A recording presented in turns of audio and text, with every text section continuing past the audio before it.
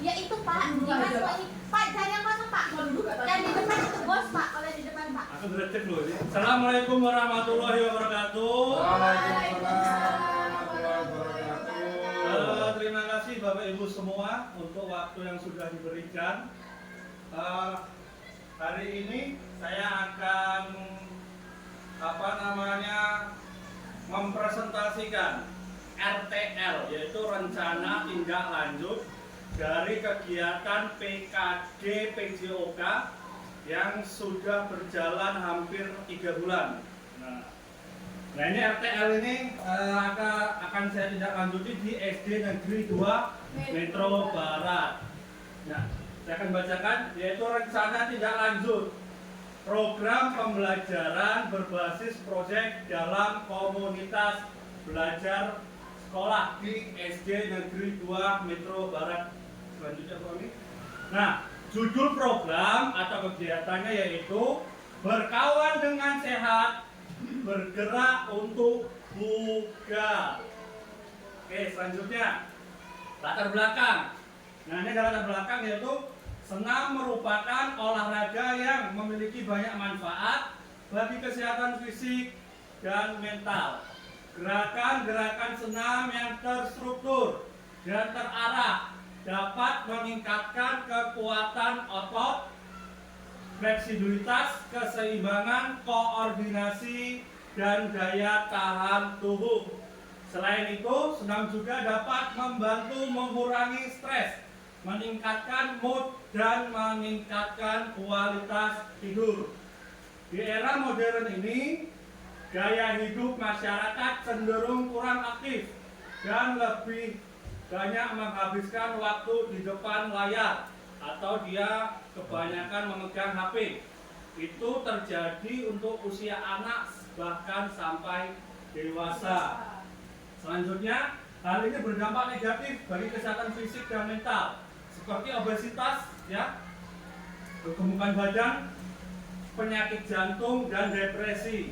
Oleh karena itu, penting untuk mendorong peserta didik, terutama generasi muda, untuk lebih aktif bergerak dan berolahraga, salah satunya dengan senam.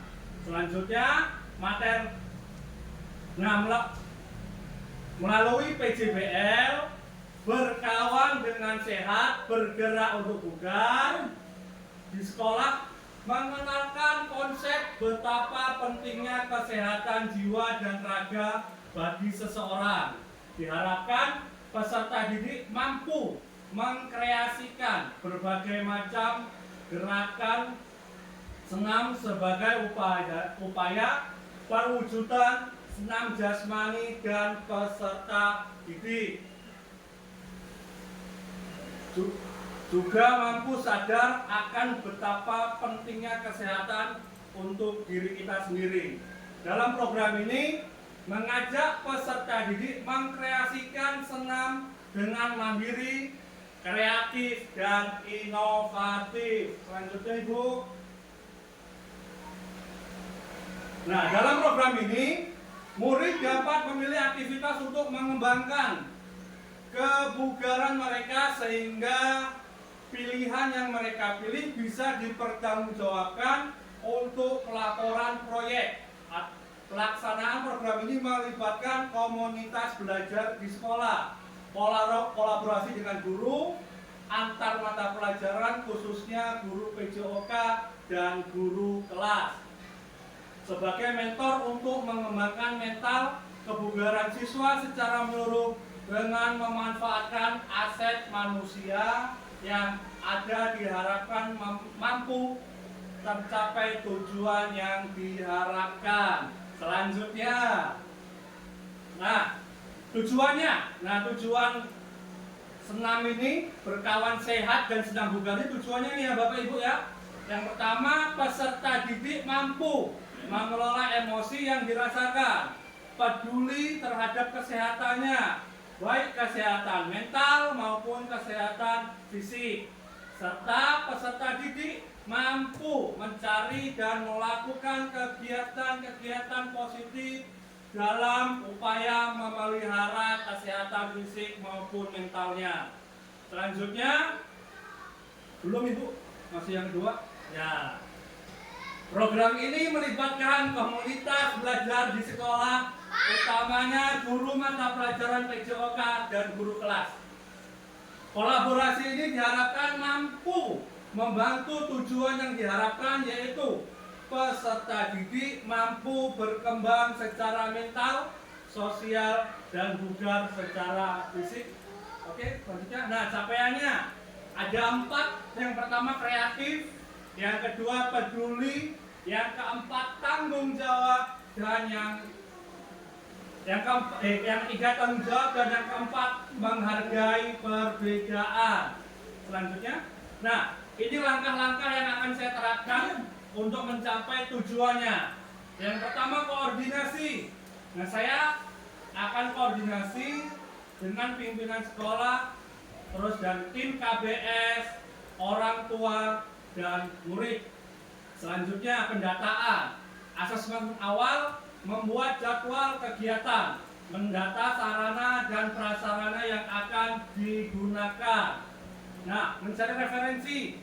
Yang pertama itu mencari sumber dana, pendukung atau sumber belajar. Selanjutnya meminta pendapat atau saran dari pimpinan KBS. Nah, pelaksanaan program yaitu sesuai jadwal, pelibatan murid dalam pelaksanaan, guru memberi umpan balik. Selanjutnya evaluasi, dilaksanakan setiap hari Sabtu, melibatkan murid dan guru untuk mencatat hasil evaluasi.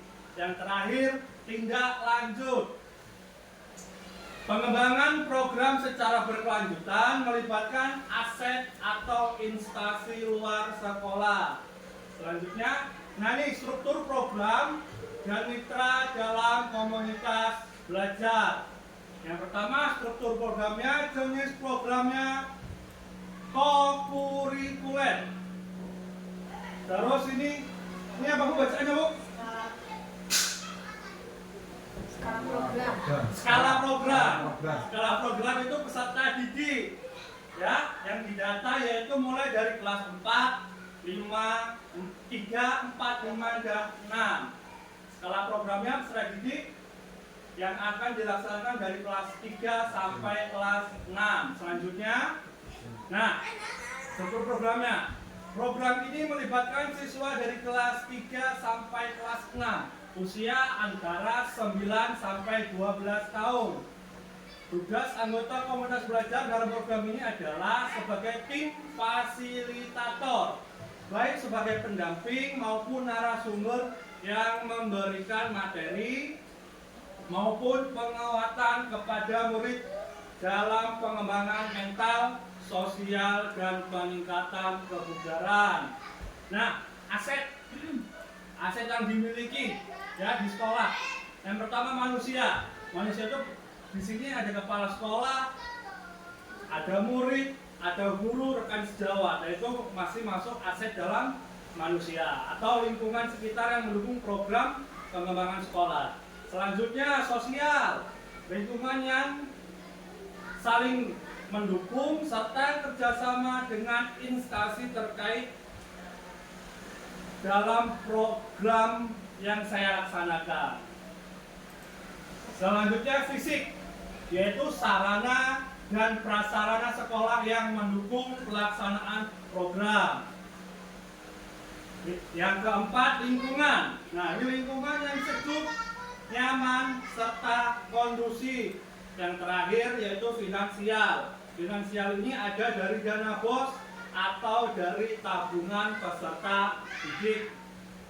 Nah, rencana, refleksi, rencana pelaksanaannya, pelaksanaan evaluasi program ini dilaksanakan setiap akhir minggu dan akhir kegiatan program dengan melakukan wawancara dan refleksi bersama murid secara terbuka terkait kegiatan yang telah dilaksanakan.